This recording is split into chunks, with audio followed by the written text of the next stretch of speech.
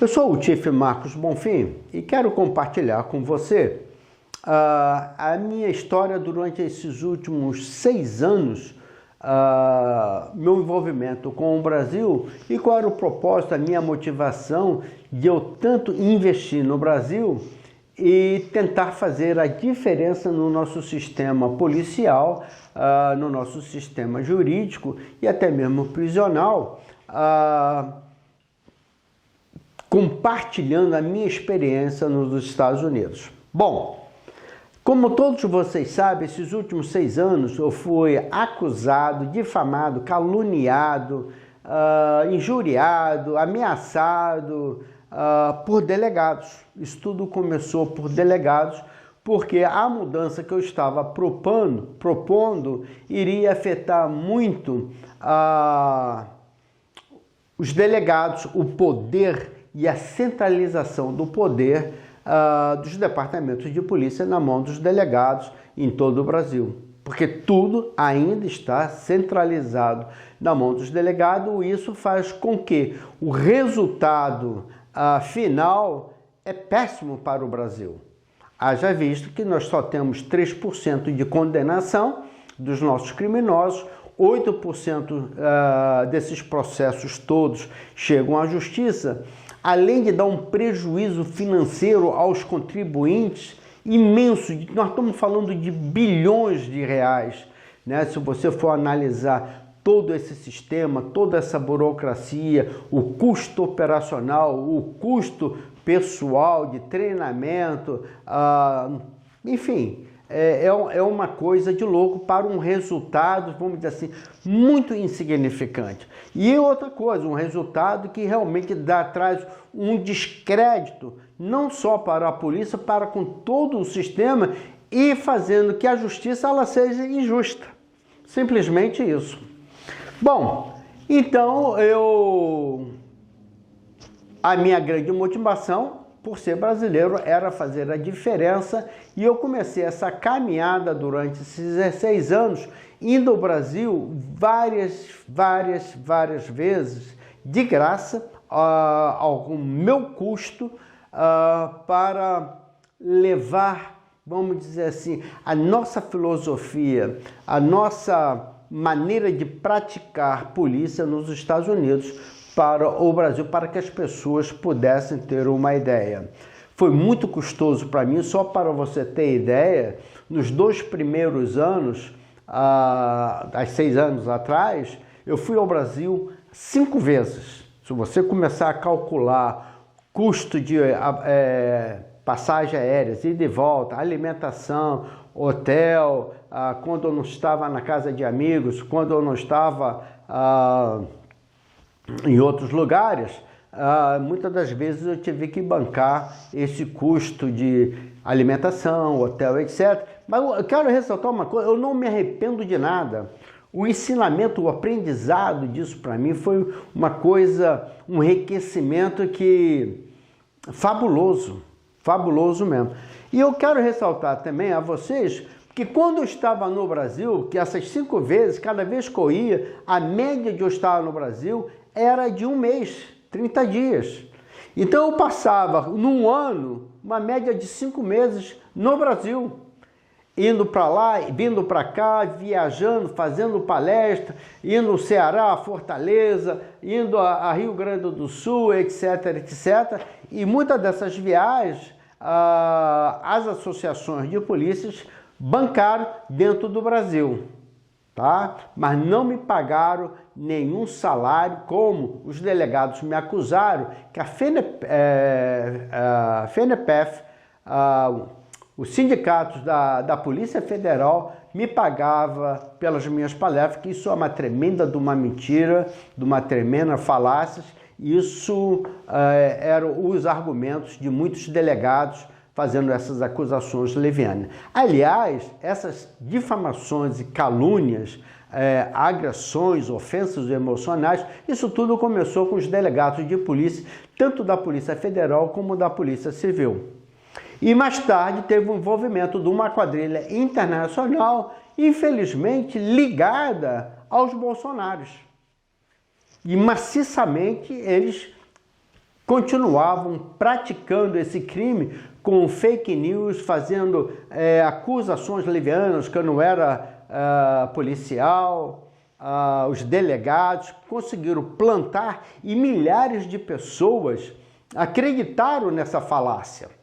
Agora, o que me surpreende um pouco é que os brasileiros acreditam em coisas que é tão fácil de você raciocinar dentro de uma lógica, mas não, o brasileiro tem preguiça de raciocinar, ele tem preguiça de fazer uma análise crítica de coisa pequena. Vamos dar um exemplo. Bom, se o Marcos Bonfim, ele era um policial falso, né, que ele não era o verdadeiro policial, e essa quadrilha internacional de policiais e militares brasileiros e americano-brasileiros, não eram americanos. Há uma outra coisa que eu quero ressaltar a vocês: vocês nunca viram um americano fazer uma difamação, uma calúnia ou alguma acusação leviana contra a minha pessoa. Somente brasileiros. Isso não é impressionante? Mas dessa maneira dos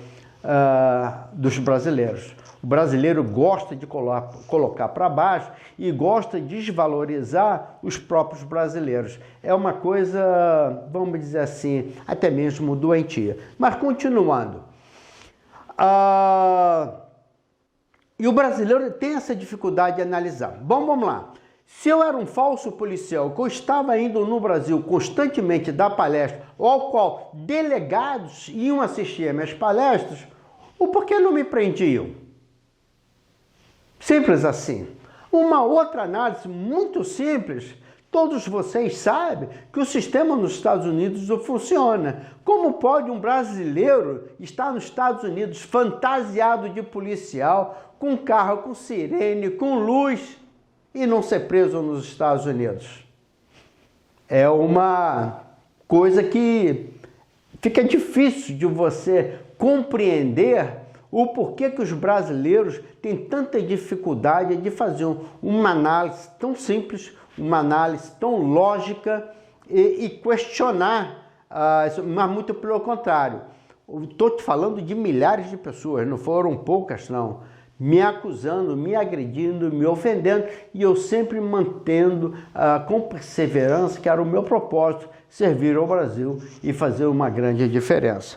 Bom, durante esse processo, além de eu passar uns 5 meses no Brasil praticamente, durante esses anos todos, mais do que 6 anos, vamos colocar aí desde 2006 mais ou menos, 7, eu decidi a investir na minha pessoa com treinamentos para que eu pudesse retornar ao Brasil e servir ao Brasil. Esse era o meu sonho.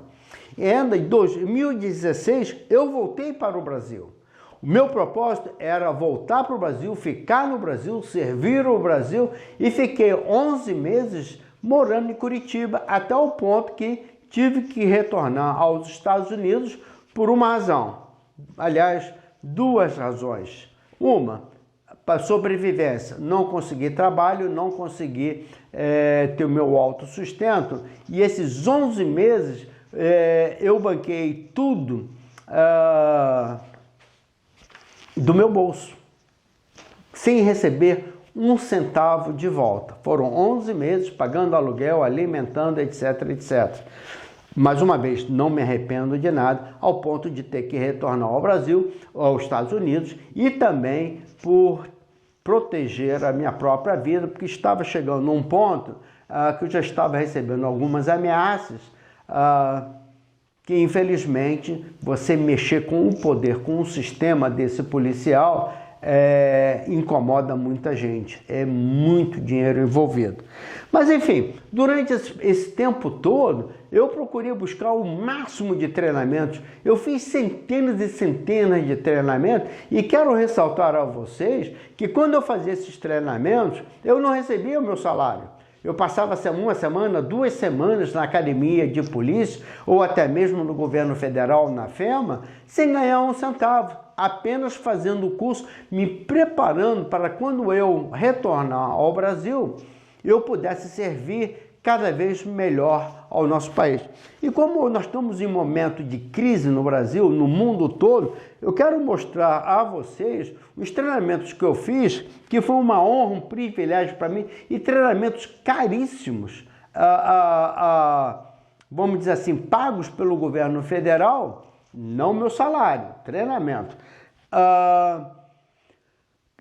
para servir a população da melhor forma que tinha. E eu queria assimilar isso tudo para trazer para o nosso país. Uma foi, bom, são vários, né? Uma está aqui, Emergência Medical Service Operation e Múltiplo Casualty, em diferentes situações de emergência, principalmente com médico e com equipamentos que hoje é necessário para combater esse vírus tão poderoso. Um outro treinamento que, aliás, não resta menor, eu não tenho nenhuma dúvida que todo o departamento de SWAT e toda vez que um time de SWAT fosse para uma ação, deveria ter um Tactical Medical, uma pessoa envolvida com tática, como SWAT, mas que fosse treinado para alguma ocorrência acontecendo,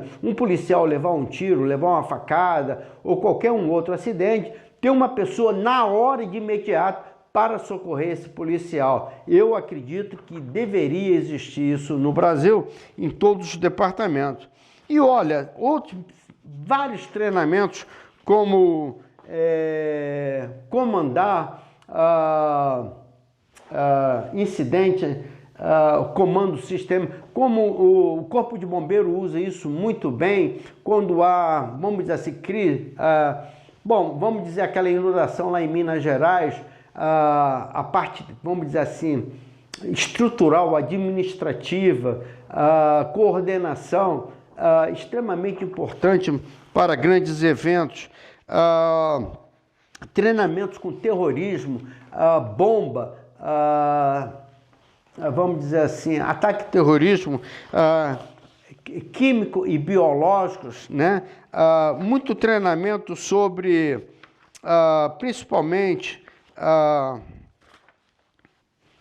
nessa fase que nós estamos vivendo aí, usando máscara, um uniforme, não um uniforme comum de polícia, mas o uniforme sendo vedado. Eu fui treinado para testar esses uniformes através do computador, para verificar que nada passava para dentro dessa roupa. Enfim, hoje eu poderia estar sendo muito bem usado, muito bem, vamos dizer assim, ajudando os nossos patriotas, ajudando os brasileiros e as brasileiras a combater essa crise e esse vírus no dia a dia na rua. Enfim, foram muitos treinamentos pelo governo federal. Só estou falando de FEMA, não estou nem me referindo à Academia de Polícia e outros treinamentos. Porque a minha intenção era de voltar ao Brasil, servir a nossa população da melhor forma. Mas o meu sonho não foi realizado. Não consegui me realizar o meu sonho. E na verdade, foi muito atacado. Infelizmente, foi muito atacado, limitado, ao ponto, olha, vocês vejam um absurdo, ao ponto de ser acusado de espião. Rapaz, é impressionante, mas fui acusado de ser espião. É lamentável. Isso por pessoas, vamos dizer assim, em melhores posições, em departamentos, com medo que eu fosse tomar a posição dessas pessoas. E o meu intuito não era nenhum desses. O meu intuito, o meu sonho era pegar um departamento de polícia municipal, treinar, desenvolver, fazer como, não como exemplo, mas fazer como um modelo, como envolver a comunidade, a polícia e a polícia, a comunidade, a polícia servindo e realmente protegendo a população local. Esse era o meu sonho. E treinando os nossos policiais, elevando eles a uma qualidade melhor de serviço. Esse era o meu sonho, não consegui, mas não me arrependo nada. Foi um aprendizado muito grande. E olha, outra coisa que eu quero dizer para vocês, muito desses cursos que eu fiz na FEMA de bomba, de químico e biológico, teve que ter o aval, aliás, todos nós tivemos que ter o aval do FBI para que nós pudéssemos participar desse curso, porque as informações eram informações, vamos dizer assim, estratégicas para a segurança nacional, principalmente na área química e biológica de Weapon Mass Destruction, armas de destruição em massa.